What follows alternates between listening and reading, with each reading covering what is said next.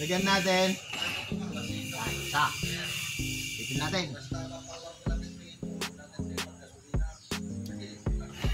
Dalawa. Ulit. Hindi yan sasablay. Tatlo. Pag magaling yung tiga, subo natin. Mabilis tayong mag-print. Okay, pakilinis na. Sir, ito po yung ibibigay ko sa iyo. Ayan, tetest namin bukas ano. Gagawa pa ako ng screen. Gagawin ko pa mamaya. Tapos bukas na namin ano, kasi lulutuin pa namin yun, papatuyuin. Pag pwede nang gamitin, doon kami mag-video. Upload ko pag matapos. Okay, sineset up po natin ito. Papuntang ano po to 13 Martires. Bago po namin ipadala. At maaari kitang bago yung mga materials. Didemo natin kung paano. Ito, nakuha na po yung sukat niya. Pang stopper natin dun sa galon. Yung pag-print natin, ganyan, patindig. Yung iba nagtatanong, bakit baliktad? Kasi pag nilagay natin dun sa dispenser, nakatayong ganyan. Baliktad siya ganyan habang umiinom ka. Ganun ka, iinom na. Para makuha mo yung number, halimbawa, personal. Bili. Simpleng ganun lang naman yan, no? Tapos gaganon. Mabilis kamay lang yun. Pero bago yan, kailangan po natin na mai-align. Ito pong squeegee natin, hindi na natin mailipat yan. Kaya ito, itatapat natin. Hanapin natin yung tapat niya, ganyan. Para pumasok. Itong frame natin na ito. Yung nakatapat yan. Alisin ko muna. Ayan, hindi naka-ano dito. Naka-calibrate na, kumbaga. May linya ito. Hanapin nyo na lang po. Pag binawa natin ito, kailangan nakatapat siya. Kailangan na nasa taas ito, nakagitna. Dito sa ibabaw. Ito ang luluwagan natin para umabante ito. Saka ito baliktad. Dapat mas maganda pa ganito. Nakaharap dyan para ito gagamitin na pang daganan. Ayan. Amang higpit lang po. Di halimbawa, nagitna na natin na maayos yan. Hanapin natin yung tamang tapat. Kung itapat na, daganan ganyan para makuha rin yung level niya. Higpitan, dahan-dahan. Tamang higpit lang. Okay. Yan. Pwede na natin ibalik ito. Itong frame. Balik natin, shoot natin ng ganun. Okay. Binaba natin ganyan, kailangan malapit lang siya dyan. Bababang ganun, tapos luwagan, hilain ganun. Alis na. Yan, ganyan. Pag gusto natin ibalik, yan, ganun lang.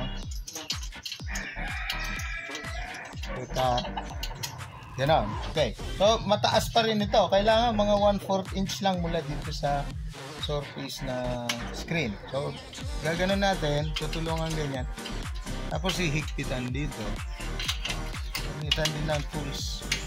Hindi kaya ang daliri. Ayan o, malapit na o. Dito ba? Ayan, yan. Dito.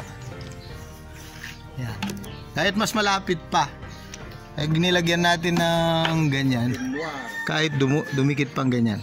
Okay, so tingnan nyo ihigpitan ko rito dito para bumaba siya doon.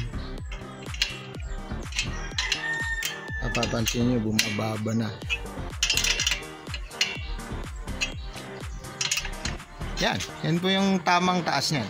Pwede na po tayong mag-print.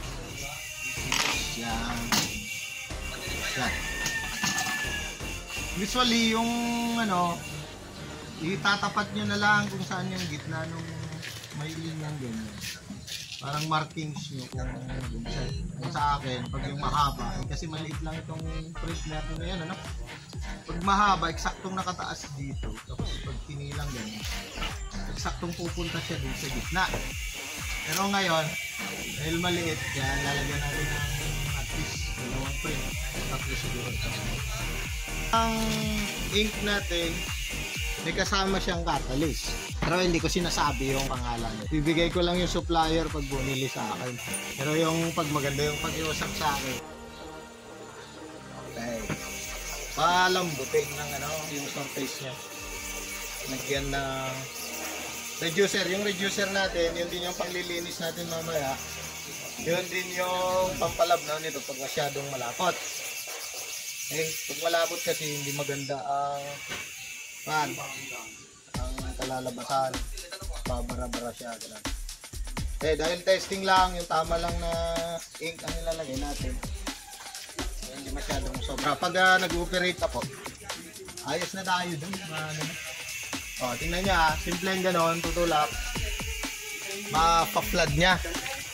Malalagyan niya yung surface. Tapos ready to print na po yan. Lagyan natin. Isa. Lagyan natin. Dalawa. Ulit-ulit. Hindi yan sasablay. Tatlo. Pag magaling yung tiga, subo natin. Mabilis tayong mag-print. Okay. Okay, pakilinis na. Sir.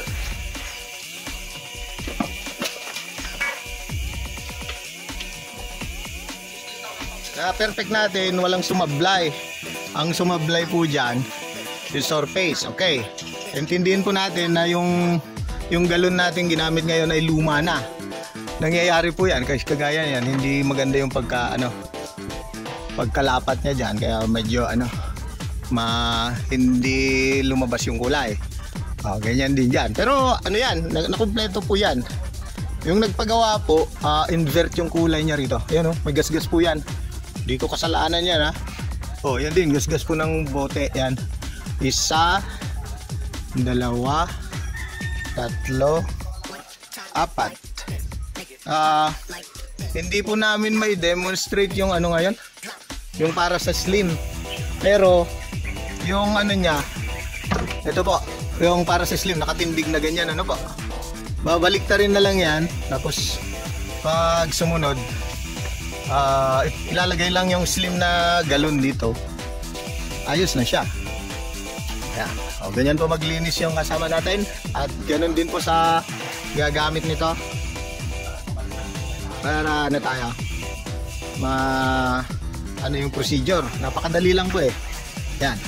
So ito, tuloy-tuloy nakita nyo yung pag-print natin.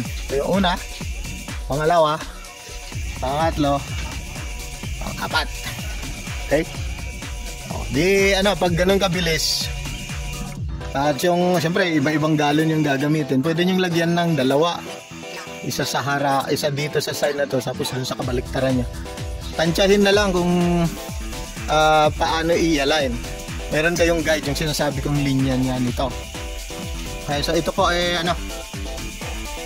madadala po dun sa Laguna. At hinahabol namin. Gusto rin namin ma-demo para yung mismong bumili. Ayun pala. Ito pala, may partes po rito na. Pang sakal niya dun sa dito sa boom niya. Ito. Para pag nag-print po ng slim, hindi siya aabante, atras. Ito po yung purpose nito, sir. I-empake na namin yan pagkalinis at ihahabol siya city. Marami pang ito po in order kahapon, at dahil may stock na tayo, ginawa ko kagabi yung screen, dinemo ngayon. Edi tuloy-tuloy po yung natin, yung customer natin ay hindi na matatagalang maghintay. Salamat po sa lahat ng tumatangkilik ng gawa namin. At pinagbubuti pa po namin. Ito po, pag may nagtanong, yung mismong video vlog ko na lang yung yung prueba natin. Pag sa inyo naman, medyo maghihintay lang po pag medyo maselan yung design. At kung wala yung cup ninyo, halimbawa sa milk tea, gagawan pa namin. Yun lang yung magpapatagal. Kasi tuloy-tuloy naman po yung paggawa namin dito. Yan po. Salamat po dun sa dadalhin na po dun sa city yung natapos nating package, papadala na dun sa city.